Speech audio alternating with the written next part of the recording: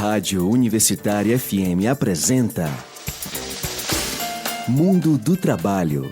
Informações, lutas e conquistas da classe trabalhadora. Realização Viés, Núcleo de Economia Política. Um programa de extensão da UFC. Produção e apresentação, Márcio Rodrigues.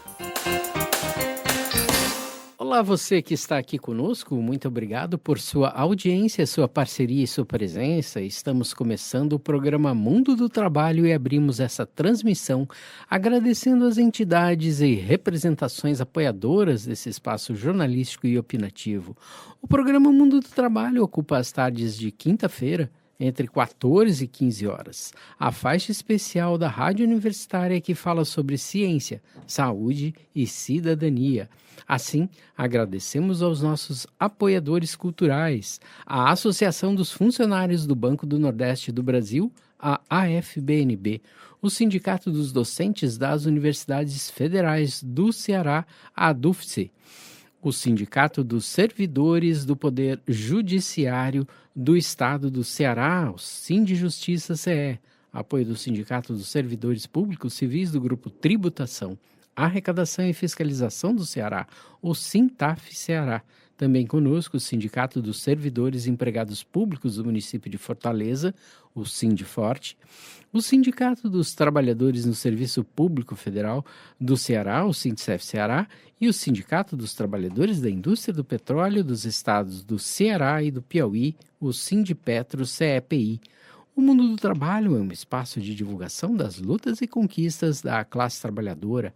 No suporte e apoio temos o Viés, o Núcleo de Economia Política da UFC, e o Instituto de Estudos e Pesquisa do Movimento Operário, o IMO, da UES.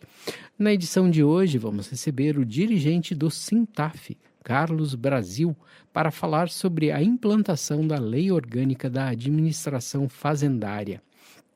Carlos Brasil é fazendário, servidor da Secretaria da Fazenda do Ceará, Cefaz, e além de diretor de organização do Sindicato dos Fazendários do Ceará, o Sintaf, é também membro do Conselho Curador da Fundação Sintaf. Obrigado, Carlos, por participar dessa edição do programa Mundo do Trabalho, um espaço de voz da classe trabalhadora.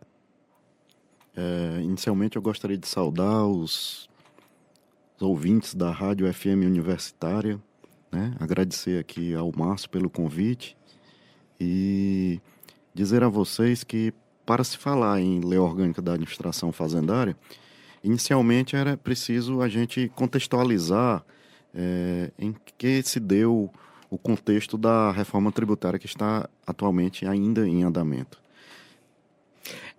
Deixa eu só terminar aqui a nossa escalada inicial e a gente já começa a conversa, okay. Brasil. Com o apoio cultural da FBNB, Sindijustiça Ceará, DUFCE Sindicato, Sintaf Ceará, Sindiforte, Sintcef Ceará e Sindipetro CEPI, entra no ar agora pela Universitária FM o programa Mundo do Trabalho de hoje, um espaço onde a classe trabalhadora tem vez e voz para abordar temas que estimulam a visão crítica sobre os meios de produção. Como o Brasil já adiantou aqui, é muito importante para a gente falar a respeito da LOAF. O que é a LOAF? É a Lei Orgânica da Administração Fazendária, que é um conjunto de normas que visa organizar e estruturar a Secretaria da Fazenda, estabelecendo princípios, direitos, garantias e deveres dos servidores fazendários. No contexto do Ceará, a LOAF é uma demanda antiga e busca fortalecer a autonomia e eficiência da Secretaria da Fazenda. Mas afinal, Carlos Brasil, o que é a LOAF? Bom, como eu estava falando inicialmente, é preciso da gente contextualizar, né, a necessidade da Lei Orgânica da Administração Fazendária. Então, com o advento da reforma tributária, que inclusive ainda está em andamento, né, o que se avaliou na época?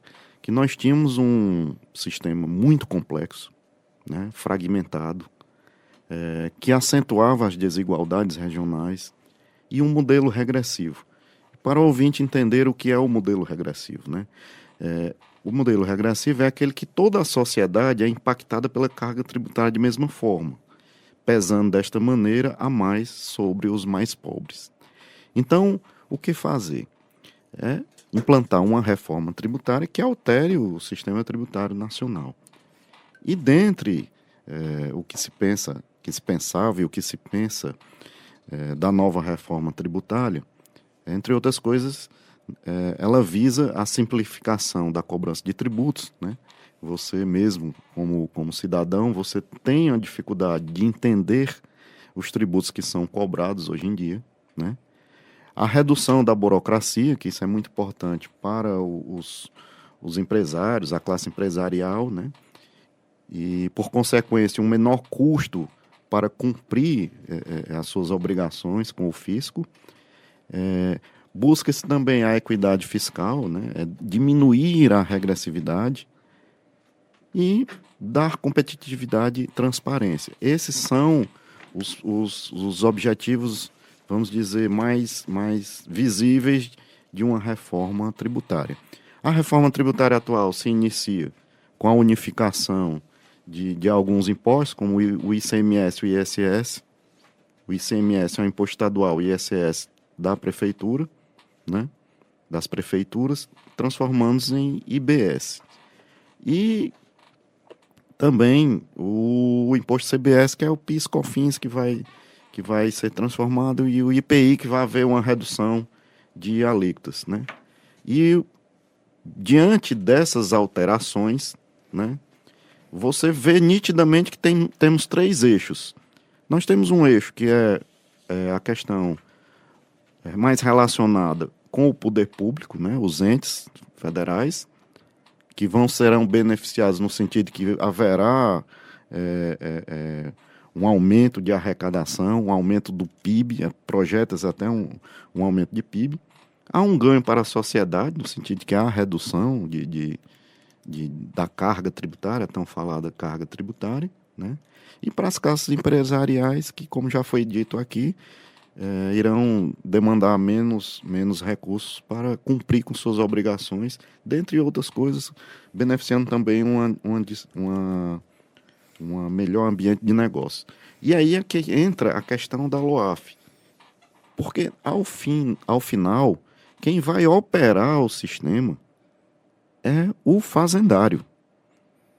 E, para tal, ele precisa ter um conjunto de normas e uma estrutura que possibilite que ele leve a justiça fiscal à sociedade. Brasil, deixa eu te interromper aqui no seu raciocínio para provocar a gente, para poder compreender melhor o que é essa reforma tributária que já foi aprovado, ou melhor, já foi aprovada, mas que ainda está sendo implementada. Como é que a gente pode fazer com que a maioria da população possa compreender o que significa essa composição que agora o ICMS e o ISS vão ficar dentro de um mesmo imposto? A arrecadação vai ser alterada nesse sentido, ou seja, a gente vai deixar de pagar algum imposto, por exemplo, como a gente paga hoje em dia para comprar 1 quilo de arroz, 1 quilo de feijão, 1 quilo de carne, 1 litro de sabão, né? Ou um pacote daqueles de 5 quilos de sabão em pó, né? Ou a gente continua pagando a mesma coisa. Qual é a diferença para a grande parcela da população, que são os trabalhadores e as trabalhadoras que estão nos ouvindo agora no programa Mundo do Trabalho? Vamos dizer, o grande avanço que haverá para o consumidor, para o cidadão, será no sentido de que ele estará mais transparente aquilo que ele está pagando de imposto. Isso é muito importante para que nós tenhamos a sensibilidade de saber o que nós estamos contribuindo em favor da sociedade. Porque, ao final, o imposto é uma contribuição de todos, né, para que o Estado possa exercer, tenha os recursos necessários para exercer o seu papel. Uma das diferenças fundamentais é que o imposto, que se diz popularmente, será por fora.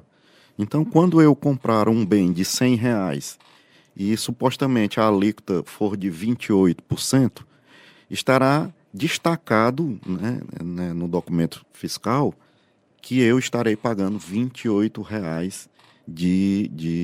daquele bem de R$ 100. daquele bem de R$ 100. Isso aqui é hipoteticamente porque ainda não foi fixado as alíquotas. A outra coisa também é que você vai tornar o sistema tributário como um todo ele mais eficiente. Você vai começar a unificar alguns impostos de consumo, agora nesse primeiro momento, e poderá, aquela cesta de tributos, ela poderá, num somatório, ela ser menor. Ou seja, você poderá, a longo prazo, numa cesta de tributos, pagar menos impostos sobre consumo. Você estará pagando menos consumo, menos impostos. A outra coisa também que temos que falar é que não basta parar na reforma sobre os impostos de consumo. Nós temos que avançar nos impostos de renda, de patrimônio, para que verdadeiramente o sistema tributário brasileiro ele fique mais justo. Ou seja, nós precisamos tributar mais patrimônio e renda e reduzir a carga no consumo. Por que isso, Carlos? Por que isso, Brasil? Porque, na verdade, você terminaria por diminuir a regressividade, como eu falei anteriormente. Ou seja, aqueles que detêm muito patrimônio, aquelas altas rendas, aqueles que oferem altas rendas, passariam a pagar proporcionalmente mais, e o trabalhador assalariado, seja ele seletista, seja ele servidor público, proporcionalmente pagaria menos, né? E aí poderia haver o que a gente já falei e gosto de repetir, a questão da justiça fiscal. Quando a gente está falando de justiça fiscal, como é que a lei orgânica da administração fazendária ganha importância para que a gente consiga compreender a luta que vocês estão estabelecendo nesse momento em que nós estamos no meio de uma reforma tributária, porque ela já foi aprovada em determinado espaço dentro do Congresso Nacional, mas ela ainda precisa, por exemplo, que essa lei orgânica, ela não é só no Ceará, ela precisa ser efetivamente aprovada em todas as assembleias legislativas e no espaço parlamentar também do Distrito Federal. Por que a gente precisa ter essa lei orgânica funcionando no Brasil? Porque já se fala em implantar a administração tributária, alguns chamam de 3.0 ou de 4.0. E o que seria isso? Seria a digitalização total dos documentos, né, da administração fazendária. Implantar o incentivo à conformidade espontânea por parte dos contribuintes, ou seja, aqueles que se adequarem às obrigações de maneira espontânea, eles teriam um tratamento diferenciado. É preciso ter integração de dados entre as diversas receitas, as diversas administrações tributárias, seja ela a nível federal, municipal ou estadual. A nossa fiscalização precisa passar a ser preventiva e precisamos automatizar os processos. E para isso é que se fala em lei orgânica. É preciso que fique bem claro que lei orgânica não é plano de cargos e carreira. É uma coisa bem maior. Somente com a lei orgânica é que nós poderemos estruturar o fisco para fazer frente aos desafios que estão aí. A reforma tributária ela tem outra característica. Ela simplifica do ponto de vista dos contribuintes e do ponto de vista do consumidor, da sociedade, mas ela torna mais, vamos dizer, desafiador do ponto de vista das administrações tributárias. Complexifica, né, as administrações tributárias, porque ela vai permear de regras todo o processo de arrecadação, não é? Inclusive, entre os anos de 2026 e 2033, será cobrado o IBS juntamente com o ICMS e o ISS, porque há um interstício em que eles vão se adaptando. Isso, né? Os entes, os contribuintes terão que se adaptar para migrar para... Nós chamamos esse período de 2026 a 2033 de transição tributária. E há também outro desafio para os entes, vamos dizer, subnacionais, os estados e municípios. Nós vamos ter uma transição, porque há uma alteração substancial na cobrança do ICMS. Ele vai passar a ser cobrado no destino. Hoje, quando você compra uma mercadoria, em tese, parte do imposto fica para o estado de São Paulo e parte para o estado do Ceará. Ao longo de 2026 até 2077, isso foi acordado para dar tempo dos estados se planejarem. De 2026 a 2077. Quanto tempo dá isso? Dá em torno de 48 anos, né? 48 anos.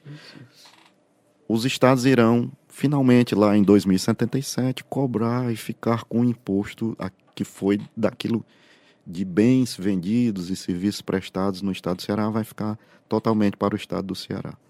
Há outro também detalhe da reforma tributária. Nós estamos fazendo uma média, porque até a migração total para o destino, nós estamos fazendo uma média daquilo que está sendo arrecadado de ICMS, e essa média servirá de parâmetro para a distribuição dos recursos.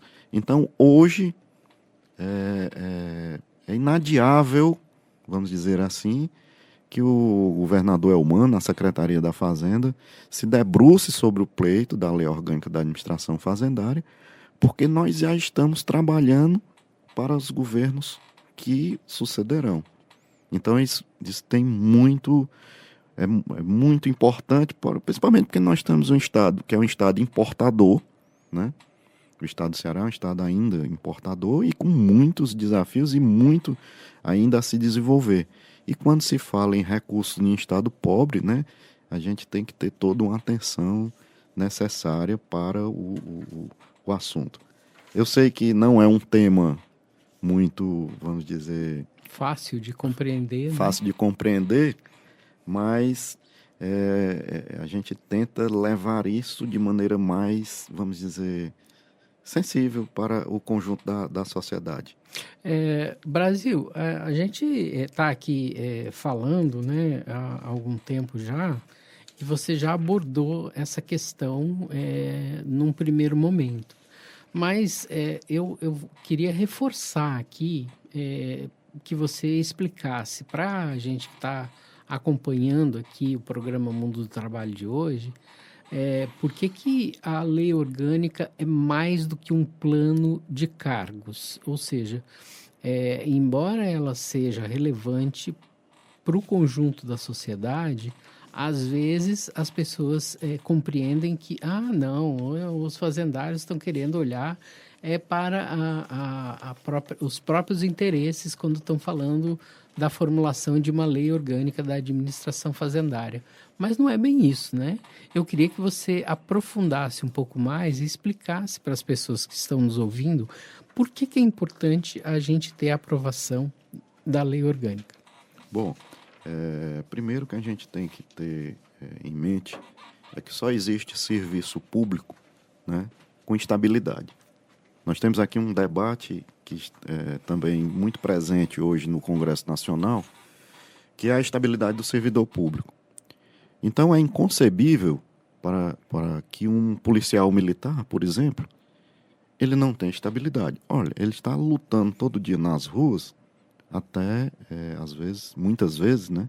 Ou vamos dizer mais, na maioria das vezes, colocando em risco até a sua própria existência. E de maneira desigual, né? Às vezes, né? Isso. Muitas vezes o policial ele tem um determinado tipo de armamento e ele vai fazer o enfrentamento de pessoas que estão melhor não melhor qualificadas tecnicamente, mas melhor aparelhadas, né, em termos de armamentos. Então, exemplificando ainda, quando você olha para um batalhão da Polícia Militar, você não vê um batalhão da Polícia Militar privado. Quando você olha para um fórum da Justiça, você não vê um fórum da Justiça privado. E quando você olha para um posto de fiscalização, uma unidade de fiscalização de uma administração tributária, você não concebe, é inconcebível que aquilo seja privado. Então não é que nós somos privilegiados, os servidores de carreiras típicas de Estado. É porque nós somos diferenciados, nós desenvolvemos uma atividade eminentemente estatal. Então nós precisamos ter autonomia, nós precisamos ter estabilidade e precisamos ter atos normativos que propiciem o melhor desempenho da gente. Diferentemente de um plano de carga e carreira, que geralmente a gente fala de tabela salarial, né, de ascensão funcional e de outras coisas inerentes mais à carreira do que propriamente a um órgão. Existe lei orgânica, por exemplo, da magistratura, que trata efetivamente da carreira de juiz, vamos dizer assim. E que a gente está falando, por exemplo, da forma como essa atividade, né? Mas ela é exceção. O juiz precisa ter em relação às pessoas que ele vai julgar, né? Isso, mas ela é uma exceção. Você tem a lei orgânica da Procuradoria, tem a lei orgânica da Defensoria Pública, inclusive aqui nós temos no estado do Ceará. E nós precisamos ter a lei orgânica da administração tributária. Ela já é prevista na Constituição Estadual desde 2014, até anterior à reforma tributária, a atual reforma, porque já se pensa no Brasil há muito tempo sobre reforma tributária. E temos agora essa previsão federal para que ocorra. Então, quando se fala em lei orgânica, está se falando de meios para que o fazendário, seja ele municipal, estadual, federal, ele possa desempenhar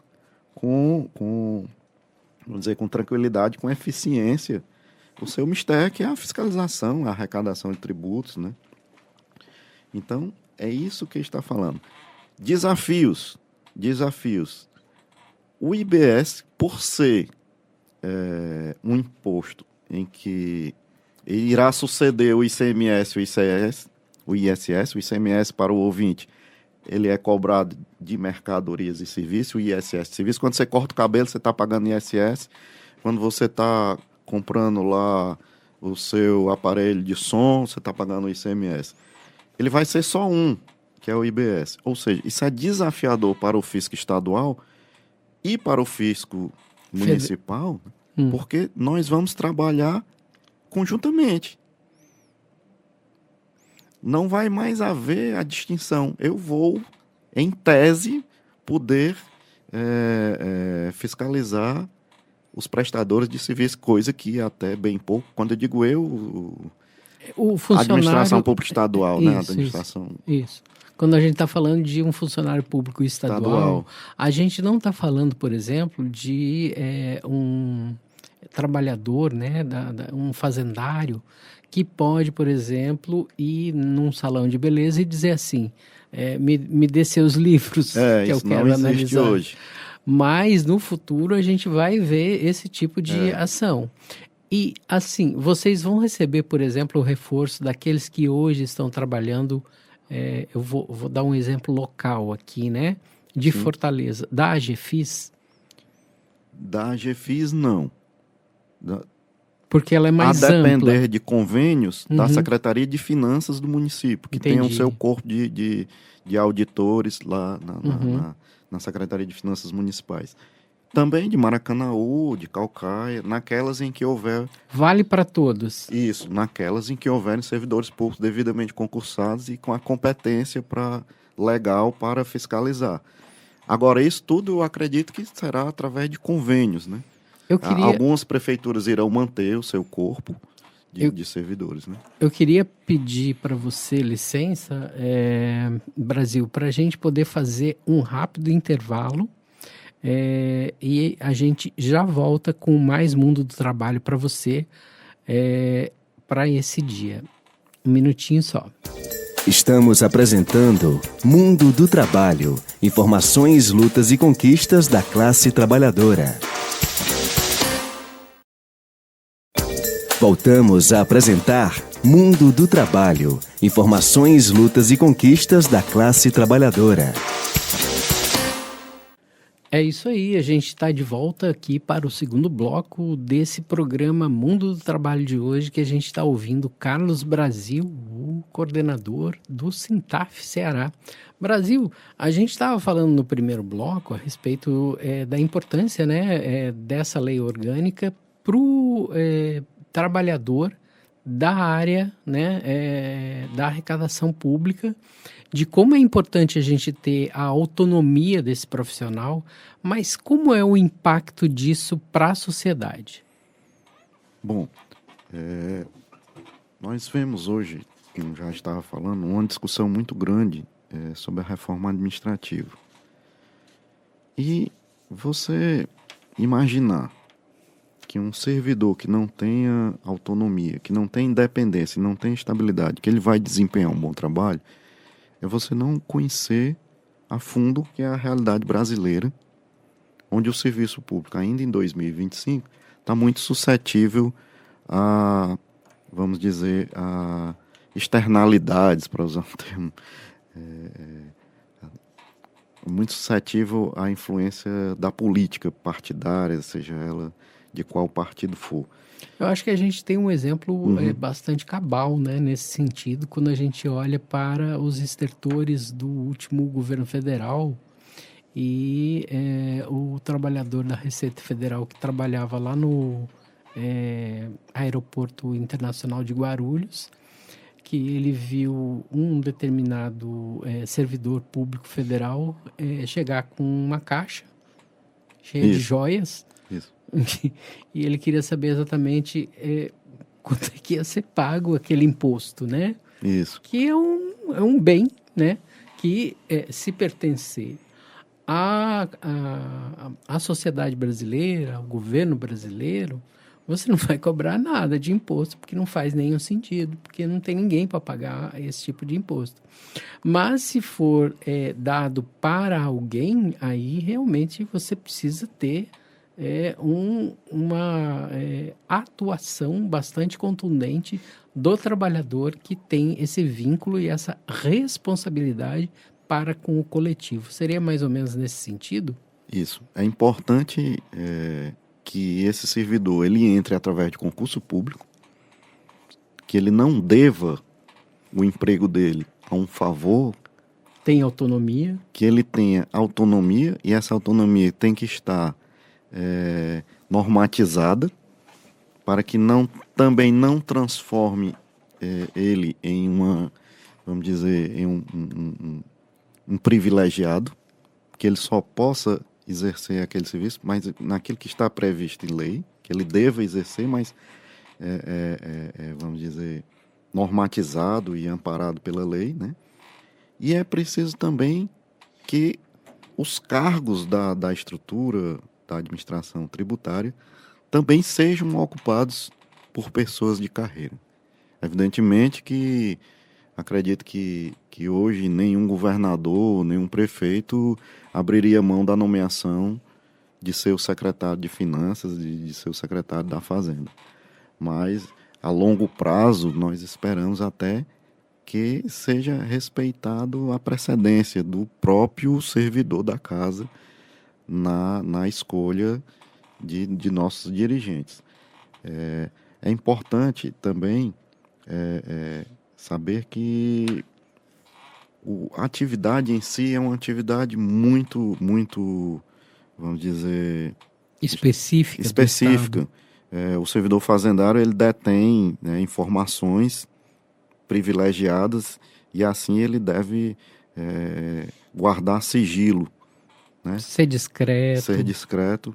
E nesse sentido, a gente tenta, juntamente, né, com os colegas do município e também discutindo muito dentro da federação, né, com os outros sindicatos, construir soluções que se adequem a estas características de nossa profissão e que possamos construir uma lei razoável, né, e que ela propicie os meios necessários para que os estados, né, tenham bons, vamos dizer, bons quadros. Bons quadros e que, ao final, propicie uma arrecadação, né, que irá, ao final, e por consequência, municiar as políticas públicas, né, que irão transformar a sociedade. Eu queria... É uma atividade muito nobre a do fazendário. E cheia de responsabilidade, né, Brasil? Isso. A gente tem aqui, né, uma questão, como vai se dar, por exemplo, a fiscalização do novo IBS na reforma tributária? Existe uma questão, né, que fica no ar, que é a complexidade e o fortalecimento da carreira do fisco, e por isso a importância de você ter essa lei orgânica da administração fazendária. Bom, no que diz respeito à circulação de mercadorias, que hoje é tributado pelo ICMS e que o sucedâneo será o IBS, ela ainda haverá, por algum tempo, de haver a conferência física da mercadoria. Haverá necessidade ainda da conferência física da mercadoria, haverá necessidade do auditor se deslocar ao estabelecimento comercial. O que é preciso é que esta fiscalização ela seja preventiva e que ela possa distinguir o joio do trigo. O ideal é que no futuro a fiscalização, vamos dizer assim, não fiscalize mais contribuinte, entre aspas, porque aquele que estará à margem, ele não poderá mais nem ser chamado de contribuinte, mas sim vamos dizer, de um contraventor. A ideal era isso, que a gente só trabalhasse com aquele que não mais está dentro do sistema. Mas e deixando o contribuinte mesmo que arrecada e que emprega e que gera desenvolvimento, deixando ele desenvolver aquilo que ele sabe mais fazer, né? Na verdade. A gente tem hoje em dia uma discussão muito forte, né, no sentido de falar sobre... Na verdade, não é nem contravenção, é crime mesmo. Seria o crime contra a ordem tributária, aquele que está cometendo o crime contra a ordem tributária. Quando ele não está pagando o devido imposto. A gente tem uma discussão, Brasil... Quando ele não está pagando e nem declarando, porque se ele declarar, ainda assim a possibilidade dele se beneficiado dos... Não, ainda há a possibilidade dele se parcelar as dívidas e... Entendi. Né? Mas assim, o que a gente tem ouvido, né, muito nesses últimos dias, por exemplo, é a questão do imposto, né, que ele é devido pelo conjunto da sociedade como um todo. Ele é cobrado de alguns, porque esses alguns, que são mais ou menos 99% da população brasileira, não tem como se safar, né, de como pagar o imposto, porque às vezes ele é retido na fonte, né, quando é o caso do imposto de renda, ou ele é tributado já naquilo que a gente está consumindo: o leite, o pão, o arroz, o feijão, a carne, os produtos de higiene e limpeza. Ou seja, a gente tem um modelo de arrecadação que fica praticamente impossível, a grande maioria da população brasileira trabalhar essa questão, né, de você não pagar determinado tipo de imposto. E a gente está falando aqui, né, nesse processo de transição da reforma tributária, e a gente precisa saber qual é o impacto que teria a sonegação ou uma arrecadação menos robusta hoje, se a gente estiver falando da Lei Orgânica da Administração Fazendária. Veja bem, a reforma tributária, inicialmente, ela está tratando só de consumo. Para que nós tornemos o nosso sistema tributário mais justo, nós não podemos abrir mão de rever os tributos, sejam eles em cima do patrimônio ou em cima da renda. Que é o que já foi Nós temos uma polêmica repassado. recente agora, Pois é. que é a história do IOF. Não é? Na verdade, o que houve foi até a judicialização de uma medida que é inerente ao Poder Executivo. Não vou julgar aqui se a alíquota do IOF ela irá para um patamar, vamos dizer, que impossibilite o acesso ao crédito. Mas o que a gente precisa é enfrentar de uma vez por todas o sistema tributário para que possibilite dar os meios necessários, seja ele para o governo federal, estadual ou municipal, promover as suas políticas públicas. Enquanto houver uma minoria, e quando a gente fala em minoria, é preciso que a gente tenha consciência. Não é você aí que é dono de um apartamento aqui na aldeota, como eu sou, financiado pelo Sistema Financeiro da Habitação, que vou ser tributado em 10% a mais nas minhas rendas, ou não é você que comprou um carro 0 quilômetro financiado. É aquele que especula no mercado de ações e que ofere lucros e dividendos. Mas não é também você pequeno acionista, não. É o grande acionista que está lá no topo vamos dizer, da renda nacional, menos de 1% das pessoas físicas brasileiras. É disso que estamos falando. A gente tem cálculos, né, Brasil, que apontam que 0,06% da população brasileira, é algo em torno de 140 mil pessoas, né, que vão pagar esse tipo de imposto. Isso. Para isso, eu quero crer que nem a lei orgânica traga algum avanço nisso. Isso aí é preciso que tenha uma decisão e que se tenha um projeto de nação para que você convença a sociedade e você consiga mudar através do debate no Congresso e você ter uma nova, vamos dizer, um novo pacto, né, dentro da sociedade brasileira, de que aquele que pode deverá pagar mais. Mas quando a gente fala, repito, é aquele que pode mesmo, não é aquele cidadão brasileiro comum. É aquele que anda de jatinho, né? É aquele que tem patrimônio offshore, fora do Brasil, é isso? Mas daí a gente está falando de um outro... pessoas que são consideradas especiais dentro do país, né? Isso. Porque elas, até hoje, né? Nós estamos com uma história de 525 anos, né? E a gente está vendo que elas não pagam impostos desde que o Brasil, teoricamente, foi descoberto. Na verdade, ele foi invadido, né? Até hoje ainda não se acostumaram com a ideia de que eles também têm que fazer parte do bolo de arrecadação. Mas voltando aqui para o nosso tema principal, o Brasil, e a gente está chegando no momento em que a gente precisa ter essa conversa, né?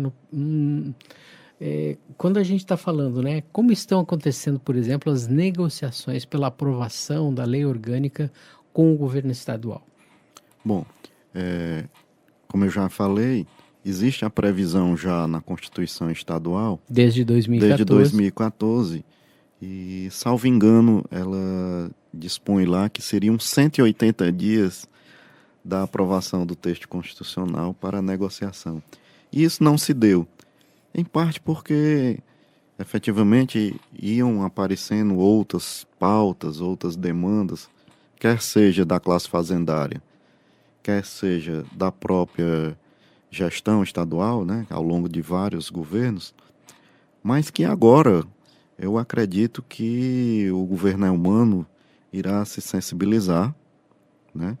Afinal, é um governo que tem um olhar para o servidor público estadual e que irá abrir as negociações.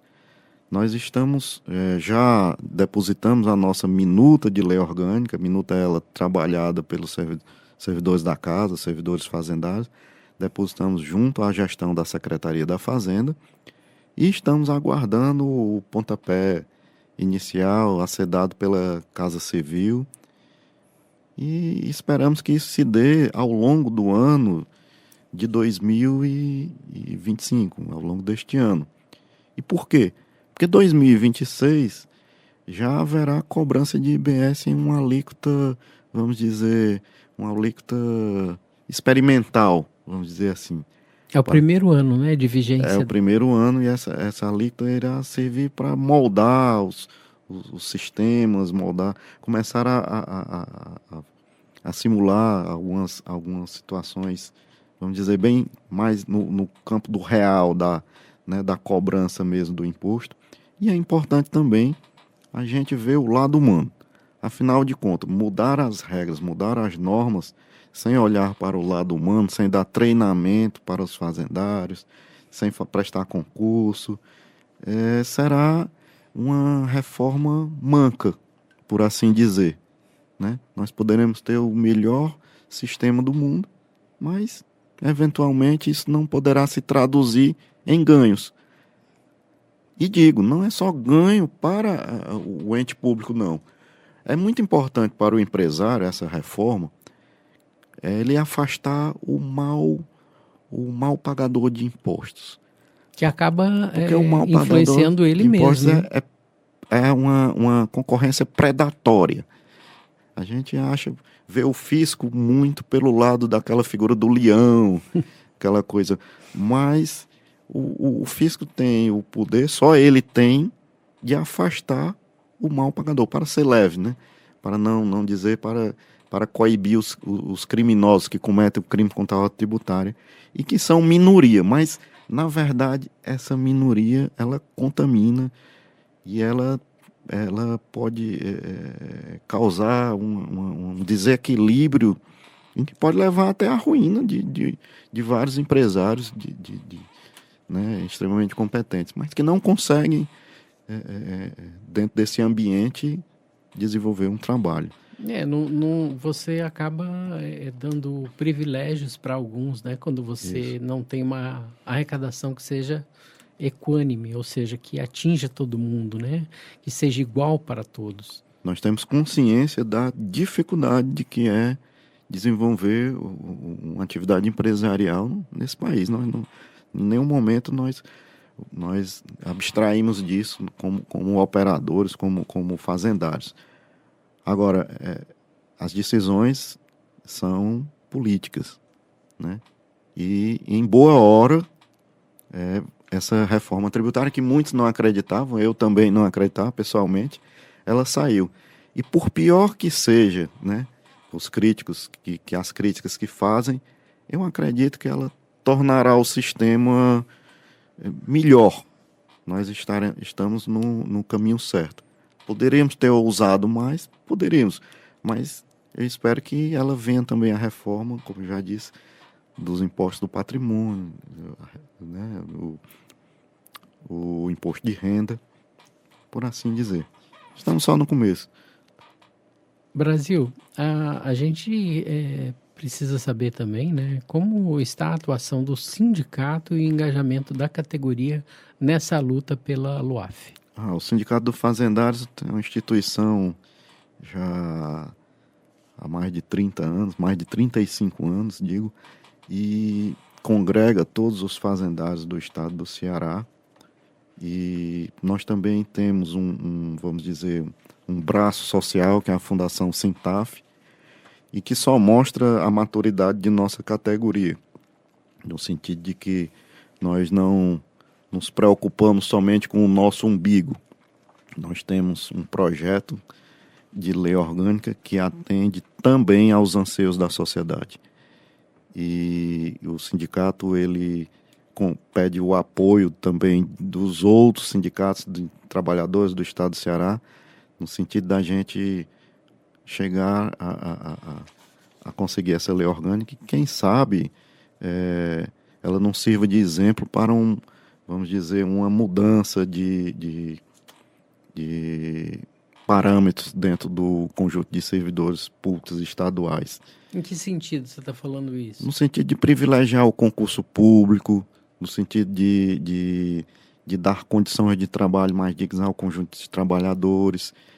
Porque quando você leva o seu filho para uma escola pública estadual, quando você vai atendido no IJF, no Hospital Geral, você tem a consciência, ali você está sendo atendido por um servidor público. Daí a importância do serviço público estadual. Muita gente fala que o estado é inchado. Aonde? Aonde? Porque quando a gente olha ainda, muito foi feito, mas quando a gente olha pela carência que a gente tem de saúde, de educação pública, a gente vê que ainda há espaço para o serviço público. Né? E a necessidade, né, lastreado por essa sua fala, há uma necessidade muito grande de o Estado ele contratar mais, né? Isso. O Estado brasileiro, ele na verdade, ele é muito próximo do mínimo, né? E se a gente for olhar para a necessidade que a população tem, a gente precisa de mais concursos para praticamente todas as áreas, né? A segurança pública, a educação, a saúde, né? A assistência social e muitas outras áreas também precisam de profissionais e profissionais competentes que sejam tratados com dignidade quando tiverem uma relação, né, de emprego com o Estado. Seria mais ou menos nesse sentido que você está falando, né, Brasil? Isso. Professores, né, Uhum. para a rede pública, seja ela municipal ou estadual. Então, só iremos construir realmente uma sociedade justa quando nós nos apropriarmos de alguns conceitos. Eu espero que o primeiro seja o de justiça fiscal. É ali que nasce tudo. A gente tem, de maneira geral, uma extrema má vontade com o tema impostos. Mas nós temos que nos apropriarmos dos conceitos para podermos criticar. Não adianta só a gente pensar que nós pagamos uma carga tributária alta, porque efetivamente, se compararmos com alguns países, nem é tão alta. Mas é preciso também a gente fiscalizar a aplicação de recursos. Quando a gente está falando, né, aproveitar, né, esse finalzinho aqui, eu queria muito ouvir você no sentido de a gente tem uma carga tributária que ela está muito longe de ser a maior carga tributária do mundo, como os propagadores de fake news costumam falar, como se o Brasil fosse um país muito pesado para a sua população. E não é, né? O número de servidores públicos é infinitamente inferior à necessidade mínima, né? De um Estado ser um Estado que possa prestar um estado de bem-estar social para a sua população. Quando você fala em carga tributária, recentemente eu até li uma matéria em que você fala a quantidade de impostos arrecadados dividido pelo PIB, que é a soma de todos os produtos, bens e serviços produzidos. Então você chega ali a algo em torno de 30 e poucos %, acho que está dando isso. Quem recolheu esses 30 e poucos %? Terá sido o dono do jatinho? Ou terá sido o Zé ali, o empreendedor ali do Conjunto Zé Walter, que tem lá o seu mercadinho? Ou terá sido eu, como servidor público, que pago uma alíquota efetiva de imposto de renda perto de 20%? Então, a carga tributária é alta para quem? Né? A carga tributária é alta para quem? E os impostos são destinados a quem? Será justo quem tem um jet ski não pagar imposto, enquanto eu que tenho uma moto vou pagar um IPVA mais alto? O ideal seria quem tem lancha, jatinho, quem tem, né, jet ski, pague alguma coisa razoável. Ninguém quer, né, expropriar ninguém, nem impedir a propriedade. Nem estamos num sistema comunista, não, né, ainda não, Brasil? Nem estamos nem no socialismo ainda, né? Quem dizer o comunismo. Então, outra coisa, outro ponto que a lei orgânica também deverá prever é o olhar para a educação fiscal. Se nós tivéssemos a educação fiscal mais presente dentro das escolas, muito daquilo que a gente está discutindo hoje talvez já teria sido transformado, ou em uma geração ela já se transformaria. Que é você educar o cidadão, né? Educar as nossas crianças para que ele tenha conhecimento do que é o imposto, a finalidade e a importância de você cumprir com aquilo que é obrigação. Com as suas obrigações, né, como cidadão. A gente está na reta final, Brasil. Eu queria que você aproveitasse esse minuto final aí para se despedir, né? Eu gostaria de agradecer aqui à Rádio Universitária FM, a você, Márcio, toda a equipe que proporciona esse programa. Dizer aos fazendários que o Sindicato dos Fazendários irá continuar na luta pela publicação da Lei Orgânica da Administração Fazendária em tempo hábil e fazer um apelo para o governador Elmano de Freitas abrir as negociações, né, dar início, vamos dizer, para o servidor público fazendário da reforma tributária. A Secretaria da Fazenda está fazendo um bom trabalho em relação à orientação das classes de contadores, junto ao AB, junto aos conselhos, junto aos empresários, a FIEGA. E a gente pede também para ter um olhar para os de dentro de casa, que são os fazendários que estão aí, né, contribuindo para a boa política, vamos dizer, financeira já de tantos governos seguidos. Por mais servidores públicos estaduais e por mais por um serviço público de qualidade. Esse é o nosso apelo. Obrigado. Falamos hoje com Carlos Brasil, que é o coordenador, né, do Sintaf, e a gente volta na próxima quinta-feira com mais Mundo do Trabalho para vocês. Um abraço a todas e a todos e até lá. Tchau, tchau.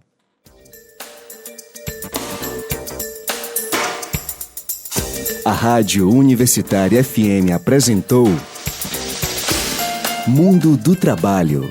Informações, lutas e conquistas da classe trabalhadora. Realização Viés, Núcleo de Economia Política. Um programa de extensão da UFC. Produção e apresentação, Márcio Rodrigues.